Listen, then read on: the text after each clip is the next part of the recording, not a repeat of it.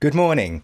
Let's go back to 1986 and a film called Clockwise. Now, Clockwise, as I say, is from 1986. It's a British film comedy, and the story centres around Brian Stimpson, played by John Cleese. He's a strict and punctual headmaster of a comprehensive school. He's obsessed with running things on time, running the students on time, and making sure everything runs to plan. For the school timetable, he even uses a computer. Now, this is 1986, and that was quite an exceptional thing then. It was a Beeb, believe it or not, with the floppy drives and the Cub monitor.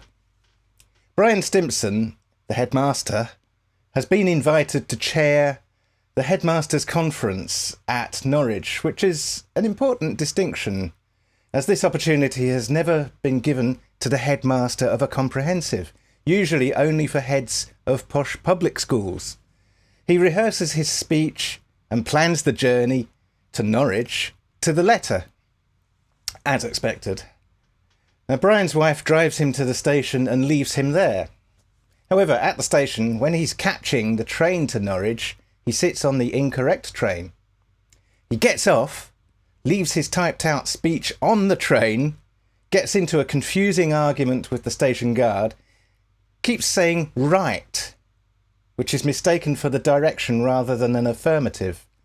So he ends up not on a train, but his speech goes away on the train to somewhere else. He rushes back to his house to get his wife to drive him there, but she has just left to visit 3 old ladies with dementia that she volunteers for. He tries to wave a taxi, but he spots a sixth form student of his, Laura Wisely, out driving in her dad's car instead of being on her study break. Now, Brian orders her to drive her to Norwich, despite the fact that she hasn't even passed her test yet. Meanwhile, Brian's wife sees the pair at a petrol station and suspects them of having an affair and that he's taking her to the conference.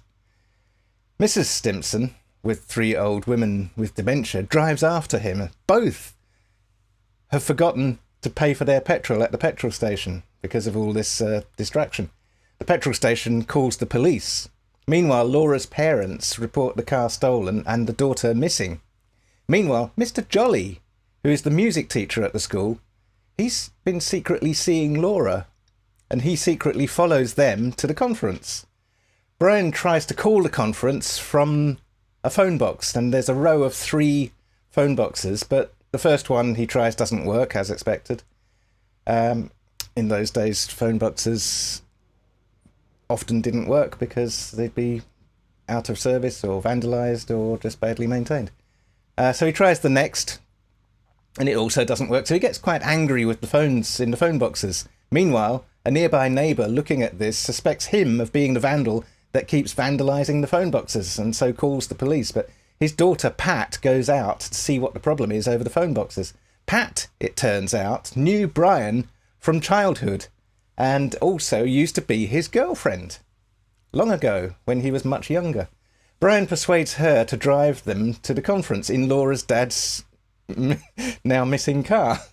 As you can imagine, more things go thoroughly incorrectly and with further ramifications and complications until Brian is left completely out of control of the situation.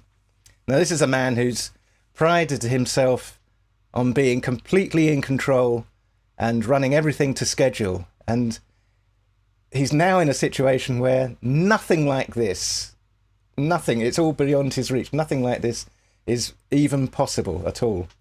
The film was a script by Michael Frayn, who is a novelist and playwright, but this was the first film he'd ever tackled. He had no idea that John Cleese would be cast in the leading role. Cleese had finished with Monty Python by then and had just finished the run of Fawlty Towers and was looking for a film project. He saw this, liked it. Frayn was more used to writing for the stage, so this isn't ever a particularly expansive film. Everything's kept fairly small scale, which I think makes it a lot more realistic. However, with John Cleese's television comedy style, this film does end up seeming quite television-like. So, Clockwise, 1986. Have a very good Tuesday. Have a very good rest of the week. Like and subscribe. Thank you very much. Goodbye.